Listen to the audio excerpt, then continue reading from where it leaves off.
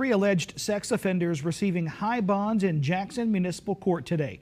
Kamarius Lewis, Marquise Wright, and Hashim Ben Israel had their bond set by Judge Jeffrey Reynolds. Now, Lewis received a $2 million bond on one count of statutory rape. According to information presented in court, he allegedly gave his victim 2 sexually transmitted diseases.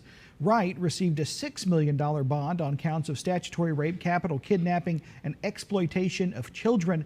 Bond was also set at $2 million for Ben Yisrael on one count of capital rape. All three were arrested by JPD between August 14th and the 16th.